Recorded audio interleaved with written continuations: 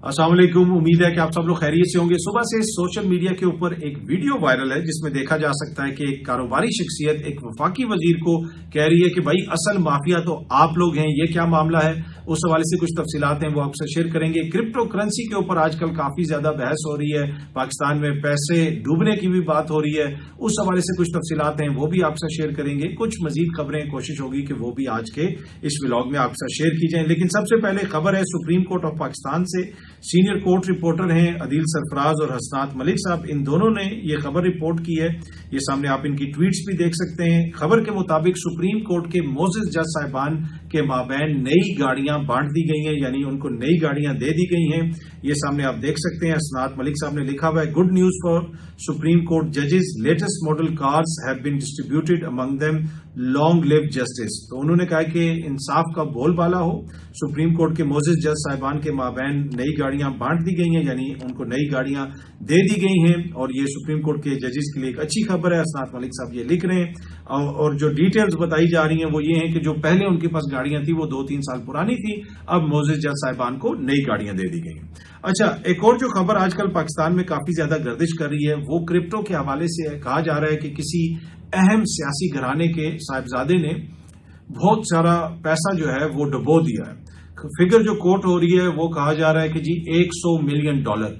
ये नदीम मलिक साहब ने अपने प्रोग्राम में ये क्वेश्चन किया और मिफ्ता इस्माइल साहब भी वहां पे बैठे हुए थे और उन्होंने कहा कि जनाब 10 मिलियन कुछ इस तरह। अब उनको एग्जैक्ट नहीं पता था कि 100 मिलियन डूबा है या कितने मिलियन डूबा है। लेकिन क्रिप्टो के अंदर आजकल पाकिस्तान में आपको पता है काफी ज्यादा इंटरेस्ट लिया जा रहा है। और इंटरेस्टिंगली जब ये सारी खबरें आ रही थी कि पाकिस्तान क्रिप्टो में ये कर रहा है और एक एडवाइजर भी मुकर्रर कर दिया गया था और वो अमेरिका में मुलाकातें कर रहा है, वो ये कर रहा है और उसकी जनाब इधर उसकी मुलाकात होगी, उधर उसकी मुलाकात होगी एट द सेम टाइम, और उस वक्त मुलाकातें भी हो रही थी। जो बाहर से लोग आ रहे थे क्रिप्टो में, जो लोग डील करते हैं, बाइनांस एक बहुत बड़ा क्रिप्टो का करेंसी, आप उसको एक्सचेंज कह सकते हैं, वहां पे आप क्रिप्टो करेंसी बेच सकते हैं, खरीद सकते हैं। उसके जो सरबराह हैं वो भी पाकिस्तान में आई है, आप सामने आप देख सकते हैं। इसको ARY ने भी रिपोर्ट किया, इसको द नेशन ने भी रिपोर्ट किया, दीगर मीडिया आउटलेट्स ने भी इसको रिपोर्ट किया था और इसमें बताया गया कि जी वो बाइनांस के सरबराह यहां पे आए हैं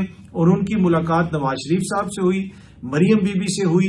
और ये सामने जो द नेशन की खबर है इसमें जो तस्वीर लगी है उसमें गालिबन साथ अली डार साहब भी बैठे हुए हैं। पर एनीवे, जिस वक्त ये सारी खबरें आ रही थी उस वक्त एक और खबर आई, बिजनेस रिकॉर्डर की खबर आई। और वो खबर कहां से आई? वो पार्लियामेंट से आई। पार्लियामेंट में जब क्रिप्टो करेंसी के हवाले से पूछा गया, पार्लियामेंट की एक कमेटी ने पूछा कि जनाब ये क्या हो रहा है, क्रिप्टो की बड़ी खबरें आ रही हैं, तो वहां पे फाइनेंस मिनिस्ट्री के जो ऑफिशियल्स थे और साथ साथ जो स्टेट बैंक ऑफ पाकिस्तान के ऑफिशियल थे, उन्होंने बताया कि क्रिप्टो करेंसी तो पाकिस्तान में लीगल ही नहीं है। ये सामने आप खबर देख सकते हैं, 30 मई की खबर है। State bank of Pakistan, finance ministry inform any body crypto currency is not legal in Pakistan. उन्होंने कहा जी पाकिस्तान में तो ना आप इसमें ट्रेड कर सकते हैं, ना इसको खरीद सकते हैं, ना बेच सकते हैं, ये लीगल ही नहीं है इसकी ट्रेडिंग पाकिस्तान के अंदर, इसकी कोई लीगल हैसियत नहीं है पाकिस्तान के अंदर क्रिप्टो करेंसी की। और उस वक्त ये सारी मुलाकातें हो रही थी और बताया जा रहा था क्रिप्टो गेम चेंजर है। अब मसला ये है कि आप खबर ये आ रही है कि $100 मिलियन किसी अहम सियासी घराने के बेटे ने डुबो दिया है। अब मुख्तलिफ गैसेज हो रहे हैं कि इसने किया है, उसने किया है। टू बी ऑनेस्ट मेरे पास कोई ऐसी इंफॉर्मेशन नहीं है कि वो कौन सा अहम सियासी घराना है जो इतना ज्यादा इंटरेस्ट ले रहा है क्रिप्टो करेंसी में और जिसके बेटे ने क्रिप्टो करेंसी के अंदर जो है वो पैसा डुबो दिया है। ये तो नदीम मलिक साहब भी बता सकते हैं, उनकी स्टोरी है, मेरे पास कोई ऐसी स्टोरी नहीं है। लेकिन मैं इतना आपको बता सकता हूं कि जब ये सारा मामला शुरू हुआ था उस वक्त हमें पता चला कि भाई क्रिप्टो करेंसी तो पाकिस्तान में लीगल ही नहीं है। तो अब आई डोंट नो ये किधर इन्वेस्टमेंट हुई, किस एक्सचेंज में पैसा लगाया गया, कैसे क्रिप्टो करेंसी के अंदर पैसा डूबा। क्रिप्टो करेंसी में यही होता है, कभी कहा जाता है कि जी नई ये कॉइन आ रही है, इस कॉइन में पैसा लगा दो तो इतना पैसा बना लेंगे, ये हो जाएगा वो हो जाएगा, पर ये टोटल हवाई चीज है। और जो बहुत सारी क्रिमिनल एक्टिविटी है, पैसा यहां से लेके जाना वहां पे निकालना, वो भी क्रिप्टो करेंसी के जरिए क्रिमिनल्स भी करते हैं। बिटकॉइन को आप एक वॉलेट से दूसरे वॉलेट में शिफ्ट कर दें, वो पहले तो होता है ना कोई फिजिकली पैसा लेके जाना, कोई ट्रांजैक्शन करना, ये तो सारी ब्लॉकचेन के जरिए होती है। किसी को पता भी नहीं चलता कि किसने किसको पैसा दिया है, कैसे पैसा दिया है, कहां पे वो गया है।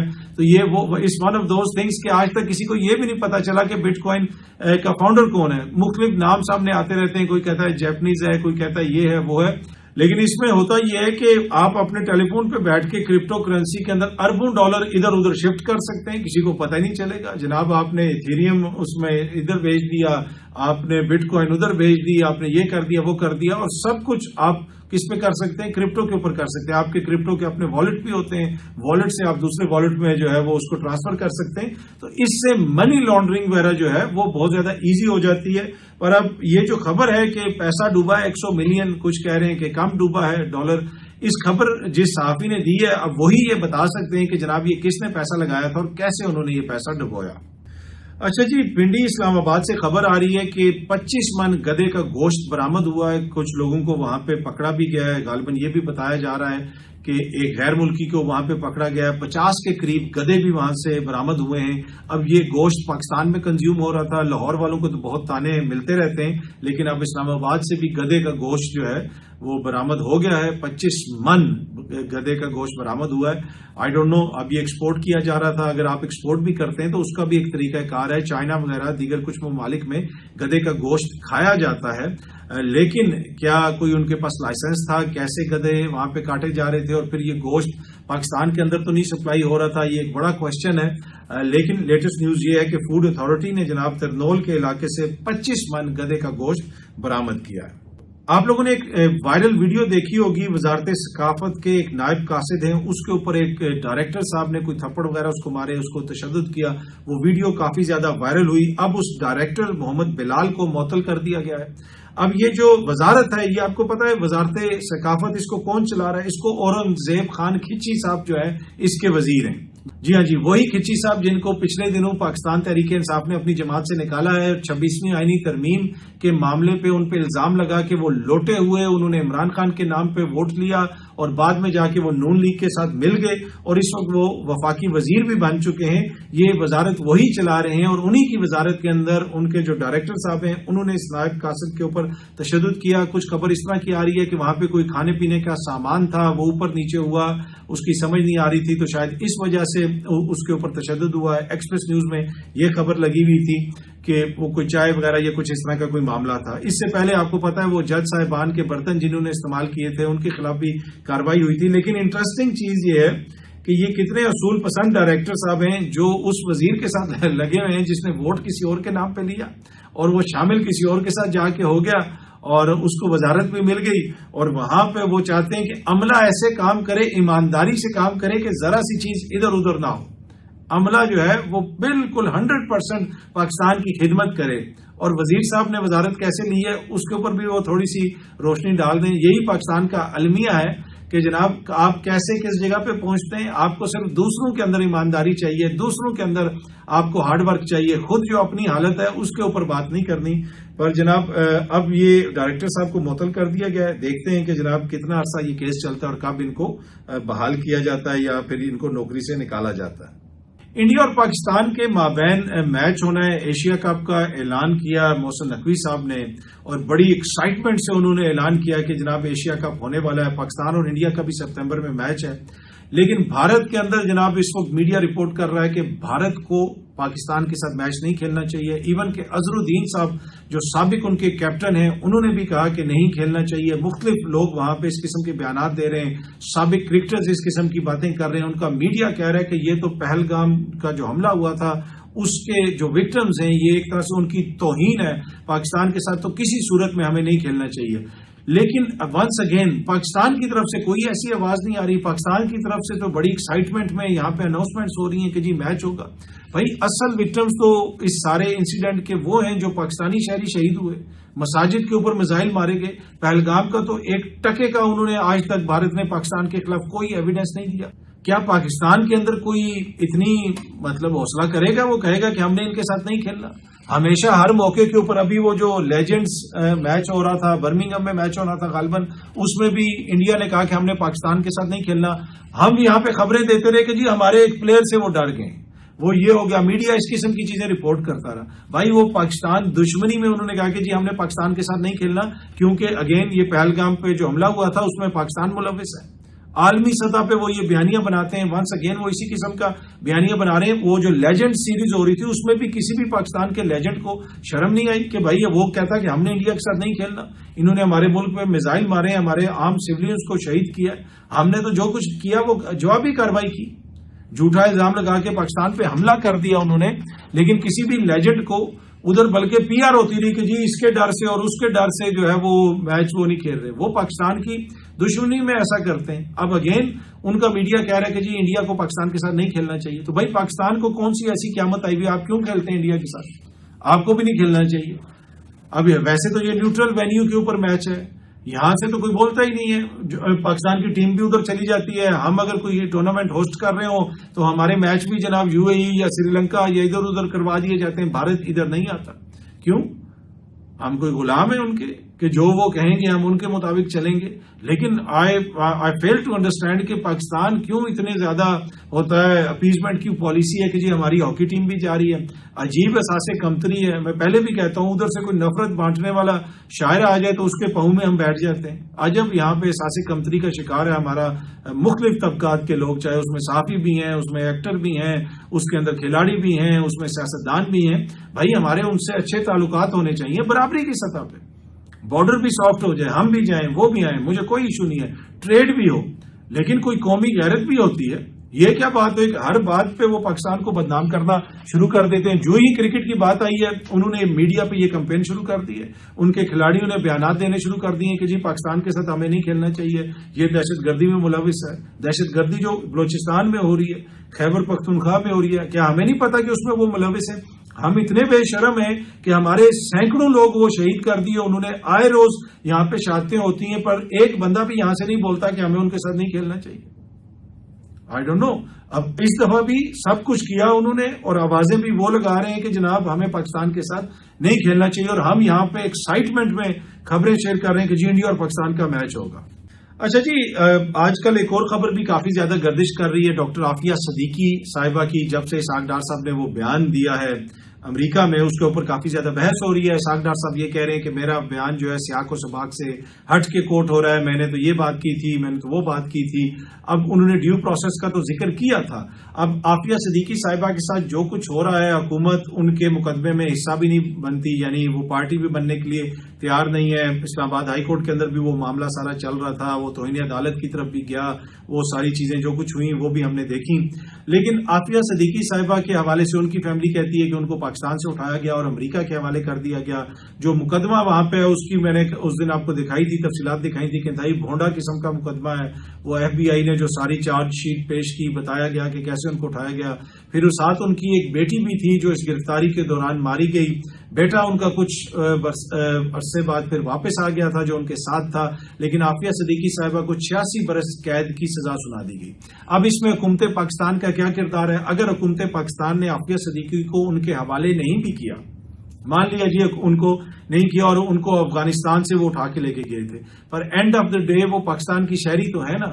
جو بھی یہاں پہ سکسیسو حکومتیں تھیں ان کا فرض بنتا تھا کہ ان کو چھڑوانے کے لیے وہ اپنا کردار ادا کرتے. آپ کو یاد ہوگا کہ جب طالبان کی حکومت ختم ہوئی تھی, جان واکر یا کچھ اس طرح اس کا کوئی نام تھا, بھی مجھے صحیح ایگزیکٹ نام یاد نہیں آ رہا, وہ امریکن طالبان تھا اور وہ طالبان کے ساتھ مل کے لڑ رہا تھا. وہ سفید فام امریکن تھا. اس کو جب پکڑا اس کو وہ گوانٹانامو نہیں لے کے گئے, اس کو انہوں نے تمام لیگل رائٹس دیے, اس کو وہ امریکہ لے کے گئے اور بعد میں وہ رہا وغیرہ بھی ہو گیا تھا. تو اپنے شہریوں کا تو حکومتیں بڑا خیال کرتی ہیں. اب جو عافیہ صدیقی صاحبہ کے ساتھ زیادتی ہوئی ہے اس کا ازالہ کرنے کی کوشش کرنی چاہیے, اور اگر ہم سے کوئی غلطی ہوئی ہے تو اس کو مان لیں. کون سی ایسی چیز ہے کہ ہم اپنی غلطی کے اوپر شرمندہ نہ ہوں یا معافی نہ مانگیں؟ ریاستیں غلطی کرتی رہتی ہیں. برطانیہ کی ایک واضح مثال موجود ہے, بلکہ مثالیں تو بہت ساری موجود ہیں. 1920 سے لے کے غالباً کچھ 1950-60 تک جو ہے نا, برطانیہ میں بہت سارے بچوں کو کیئر ہوم سے اٹھا کے کینیڈا, آسٹریلیا بھیج دیا جاتا تھا. وہاں پہ وہ چرچ کے اندر ان کو جس طرح ان کے جو مدرسے آپ کہہ سکتے ہیں ان میں ان کو تعلیم دی جاتی تھی, بڑا برا ان کے ساتھ سلوک کیا جاتا تھا. پھر بعد میں کئی دہائیوں کے بعد جو وہاں کے وزیر اعظم ہیں گورڈن براؤن صاحب, اس نے اس بات پہ معافی مانگی تھی کہ ہم ان بچوں سے معافی مانگتے ہیں, ہماری جو ریاست کا یہ فیصلہ تھا وہ غلط فیصلہ تھا، اس کو کور کرنے کی کوشش نہیں کی، اس پہ معافی مانگی، اور بعد میں خبر آئی کہ پھر ان کو کوئی کمپنسیشن وغیرہ بھی دی جائے گی، اور وہ معاملہ بار بار میڈیا میں رپورٹ بھی ہوتا رہا، اور ریاست برطانیہ نے باقاعدہ ہر بندے سے معافی مانگی کہ جناب ہم نے ان کو اٹھایا یہاں سے اور دوسرے ملک شفٹ کر دیا۔ اس میں کچھ بچوں کے بارے میں بتایا گیا کہ وہ یتیم تھے، کچھ بچوں کے بارے میں بتایا گیا کہ وہ کیئر ہومز میں تھے، ان کے والدین ان کو لک آفٹر نہیں کر سکتے تھے، کسی کو آسٹریلیا بھیجا گیا، کسی کو کینیڈا بھیجا گیا، کامن ویلتھ کی کنٹریز میں ان کو شفٹ کیا گیا۔ لیکن کئی دہائیوں کے بعد کہا گیا کہ جی یہ غلط فیصلہ تھا، ان کو ہم نے ان کی فیملیز سے دور کیا، اس کے اوپر ہم معافی مانگتے ہیں، جو ریاست برطانیہ ہے وہ نادم ہے، وہ ان کو کمپنسیٹ بھی کرے گی، اور ملک کے وزیر اعظم نے اس کے اوپر معافی مانگی۔ تو بھائی اگر ہم سے کوئی غلطی ہو گئی ہے، ہم نے کوئی اپنے کسی شہری کے ساتھ ایسا کر دیا ہے یا ہم نے اس کا ساتھ نہیں دیا، تو اس کے اوپر ہمیں بھی کھل کے بات کرنی چاہیے کہ جناب یہ غلط ہوا ہے، اور اس کو ریکٹیفائی کرنے کے لیے ماضی میں تو دیکھیں نا نواز شریف صاحب بھی بیانات دیتے رہے، عافیہ صدیقی صاحبہ کے حوالے سے دیگر لوگ بھی دیتے رہے، تو اینڈ آف دا ڈے جو مرضی ہو، چاہے افغانستان سے گئی ہیں عافیہ صدیقی، چاہے پاکستان سے گئی ہیں، ہے تو وہ پاکستان کی شہری، تو ان کو واپس لانے کے لیے ہر ممکن کوشش کرنی چاہیے۔ اور جس طرح کے بھونڈے کیس کے اندر ان کو سزا ہوئی ہے، وہ تو بالکل بھونڈا قسم کا کیس ہے، اور بالکل پتا چلتا ہے کہ ایک پلانٹڈ سٹوری ہے، اور اس کیس کے تحت ان کو 86 برس کی سزا سنا دی۔ کتنے آپ سنگ دل ہو سکتے ہیں کہ جناب ایک عورت کے اوپر جھوٹا مقدمہ بنا کے اس کو اس کی فیملی سے علیحدہ کر دیا، اس کے بچوں سے علیحدہ کر دیا، 86 سال کے لیے آپ اس کو جیل میں ڈال دیں۔ تو میرے خیال میں اس میں حکومت پاکستان کو زیادہ پرو ایکٹیو کردار ادا کرنا چاہیے، اور ان کی واپسی کے لیے جو کچھ ممکن ہے وہ کرنا چاہیے۔ اچھا جی، یہ ویڈیو ایک کافی زیادہ سوشل میڈیا کے اوپر وائرل ہوئی ہے، جس میں دیکھا جا سکتا ہے کہ Lahore chamber of commerce and industry کے غالباً وہ پریزیڈنٹ ہیں، اور دوسری طرف احسن اقبال ہیں، اور کسی میٹنگ کے دوران انہوں نے یہ کہا ہے کہ شاید وزیر صاحب نے کہا کہ یہاں پہ مافیاز ہیں۔ اس کے جواب میں جب انہوں نے کہا کہ یہاں پہ مختلف مافیاز ہیں، اس لیے کہ آپ کو پتا ہے کہ کاروباری شخصیات کو بھی مافیاز کہا جاتا ہے، تو اس کے جواب میں وہ جو کاروباری شخصیت ہیں وہ اس کے جواب میں احسن اقبال صاحب کو کیا کہہ رہے ہیں، ذرا یہ سنیے گا۔ اپنے منسٹر صاحب کی بات بڑی خوبصورت لگی اقبال احسن صاحب کی کہ مافیاز ہیں، تو سر ہماری سیاست میں بھی تو مافیاز ہیں جو 40 سال سے ایک ہی جگہ پہ بیٹھے ہیں، آئی پی پی کا 24,000 ارب روپے کا نقصان ہو گیا ہے، یہ مافیاز نہیں تو کیا ہے، اور 25,000 ارب روپے انڈر نوائسنگ اور اسمگلنگ کا ہو گیا، افغان ٹریڈ کا، یہ بھی مافیاز نہیں کیا ہے، اور یہ جو بجٹ آپ نے پیش کیا یہ مافیاز نہیں کیا ہے۔ اگر آپ مافیاز ہمیں سمجھتے ہیں تو آپ مافیاز سے کم ہیں، 40 سال سے آپ حکومت میں بیٹھے ہیں، آپ نے کیا ترقی کی ہے؟ 135 ارب ڈالر آپ نے قرضائی کر دیا، 200 ارب ڈالر آپ لوگوں کا باہر پڑا ہے، اور آپ کہتے ہیں انویسٹر لے کے آئے پاکستان میں، ہاؤ مینس پاسبل؟ دیکھیں آپ کو بڑا رسپیکٹ ہے، ادھر کسی نے آپ کو نہ مافیا کہا ہے، آپ نے کہا ہے، آپ نے کہا ہے مافیاز ہے، آپ نے خود کہا ہے مافیاز ہے۔ منسٹر صاحب گفتگو یہ ہے کہ آپ کی پالیسی سٹیبل نہیں ہے، آپ پالیسی تو سٹیبل بنائیں۔ اچھا، وہ اب آپ نے سنا کہ وہ کہہ رہے ہیں کہ جی آپ 40 سال سے آپ لوگ اقتدار میں بیٹھے ہوئے ہیں، یہاں پہ ہماری جو اشرافیہ 200 ارب ڈالر ان کا باہر پڑا ہوا ہے، آپ ہمیں کہتے ہیں کہ باہر سے انویسٹمنٹ لے کے آؤ، ہمیں مافیاز کہہ رہے ہیں، اصل مافیاز تو آپ لوگ ہیں، یہ بجٹ مافیاز نے بنایا ہے، یہ حکومتیں مافیاز چلاتی ہیں، جو ادھر پارلیمنٹ میں بیٹھے ہوئے مافیاز ہیں، 40 سال سے آپ لوگ اقتدار میں، تو بڑا انہوں نے کافی جسے آپ کہتے ہیں کھری کھری سنائی ہے۔ بات تو ٹھیک ہے، اتنا زیادہ قرضہ اس ملک کے اوپر کس نے چڑھایا؟ کون یہاں پہ حکومت کرتا رہا؟ بھائی اگر کوئی مافیا تو اس سے ٹیکل کرنا یا اس سے ڈیل کرنا، اس کو ختم کرنا کس کا کام ہے؟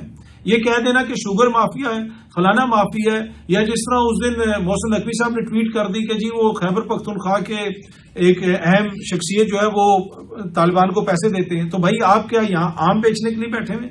آپ بتائیں نا وہ شخصیت کون سی ہے، اور آپ کی ریاست کے اندر طالبان اتنے مضبوط کیوں ہیں کہ وہ ایک اہم شخصیت سے بھی پیسے لے رہے ہیں؟ ان کا خاتمہ بھی تو آپ کی ذمہ داری ہے۔ یہ بات رانا ثناء اللہ صاحب نے بھی ایک ٹی وی پروگرام میں کہی کہ بھائی ایسی ٹویٹ ان کو نہیں کرنی چاہیے تھی، اگر کوئی ایسی چیز ہے تو پھر حکومت اس کا خاتمہ کرے۔ تو یہاں پہ حکومت والے بیٹھ کے کہہ رہے ہوتے ہیں جی یہ مافیا وہ مافیا، بھائی ان مافیاز کو آپ لوگوں نے ختم کرنا ہے، شوگر ہو جائے، دیگر ہو جائے، جو بھی مسائل ہیں ان سب کی ذمہ داری ان حکمرانوں پہ پڑتی ہے۔ کیا صرف انہوں نے نئی گاڑیاں آپس میں بانٹنی ہے؟ کیا صرف انہوں نے امارات آپس میں بانٹنی ہے؟ کیا انہوں نے صرف اپنی تنخواہیں بڑھانی ہیں؟ کیا جنہوں نے 600% اپنی تنخواہ بڑھا لی وہ مافیا نہیں ہے؟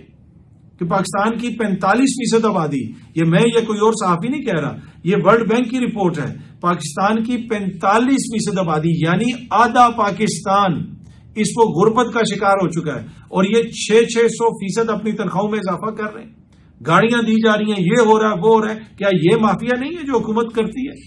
तो वही चीज वो आगे से कह रहे हैं कि भाई क्या हमने कर्जा चढ़ाया इस मुल्क के ऊपर? बाकी बिजनेसमैन के भी बहुत सारे मसाइल होंगे, टैक्स ना देने वाले मसाइल होंगे, बहुत सारी चीजें होंगी, लेकिन उनको टैकल करना, उनको ठीक करना हुकूमत की जिम्मेदारी है। ये कह देना कि जी ये माफिया है, ये कहाँ क्या इंसाफ हुआ? अच्छा जी, ये सामने आप देख सकते हैं, ये नया प्रोजेक्ट गालिबन लाहौर में लॉन्च किया जा रहा है। कुछ लोग इसको सोशल मीडिया पे शेयर भी कर रहे हैं कि ये कोई ट्रैम्स हैं जो चलाई जाएंगी लाहौर के अंदर। अगर आप इसको अब देखें, ये जमीन के इतने करीब है कि मगरिब या उन ममालिक में जहां पे बिल्कुल सरफेस हमवार हो और किसी किस्म के कोई हम्प्स या जंप्स ना हो, वहां पे तो ये मामला चल जाता है। अब क्या इनके लिए कोई स्पेशल ट्रैक्स बनाए जाएंगे? आम जगह पे अगर इसको ट्रांसपोर्ट भी करना पड़ जाए एक जगह से दूसरी जगह पे, ये जमीन के इतने करीब है कि ये तो बार बार जमीन पे लगेगी। पाकिस्तान की सड़कों पे तो इसको ट्रांसपोर्ट करना आगे पीछे ले जाना ही बड़ा मुश्किल होगा। पर वल्लाह आलम शायद इसका कोई हल निकाला गया हो और कोई स्पेशल रोड्स या कोई स्पेशल ट्रैक्स इनके लिए बनेंगे जहां पे ये चलाई जाएंगी। लेकिन अगर आम सड़क पे आप इसको चलाएंगे, इतनी जो सड़क के करीब होगी, कोई जमीन पे पत्थर पड़ा है, कोई चीज पड़ी है, वो तो फौरन इनको लगेगी। लेकिन जनाब बताया जा रहा है कि ये नया मंसूबा आ रहा है लाहौर में। सलामती कौंसिल में जनाब यूक्रेन के मामले पे अमेरिका ने चीन पे काफी ज्यादा सख्त इल्जामात लगाए हैं। बुनियादी तौर पे चीन को वो ये कह रहे हैं कि डुअल यूजेज मटीरियल आप दे रहे हैं रूस को, जिसमें वो आप कह रहे हैं कि मिसाल के तौर पे कि जी ये इंडस्ट्री में इस्तेमाल होगा, लेकिन वो हथियार बनाने में भी इस्तेमाल हो सकता है। उसकी वजह से काफी ज्यादा तनकीद की है अमेरिका ने चीन के ऊपर और काफी एक दूसरे के जिसे आप कह सकते हैं कि ऊपर जुमलों का तबादला वगैरह भी हुआ है। वहां पे जो उनके मंदूब थे उन्होंने जुमलों का तबादला भी किया। फिर साउथ चाइना सी वाले मामले के ऊपर भी काफी ज्यादा आजकल हमने देखा कि बयानबाजी वगैरह हुई है। इस सारे माहौल के अंदर इसहाक डार साहब अमेरिका में मौजूद थे, उन्होंने भी एक बयान दिया कि पाकिस्तान जो है वो अमेरिका और चीन के माबैन पुल का किरदार अदा कर सकता है। हम चीन और अमेरिका के दरमियान पुल का किरदार अदा कर सकते हैं और दोनों ममालिक को करीब ला सकते हैं। जी बिल्कुल, हम दोनों ममालिक को करीब ला सकते हैं, क्योंकि हम इनसे भी मांगते हैं, उनसे भी मांगते हैं, इनसे कर्जा रोल ओवर करवाया, उनसे ये किया वो किया। तो मेरे ख्याल में यकीनन दोनों ममालिक समझते होंगे कि पाकिस्तान एक क्रेडिबल इसमें सालिस साबित हो सकता है। पाकिस्तान जिस चीज की गारंटी दे देगा, फिर ना अमेरिका की जुर्रत होनी है, ना फिर चीन की जुर्रत होनी है कि वो उससे पीछे हट सके।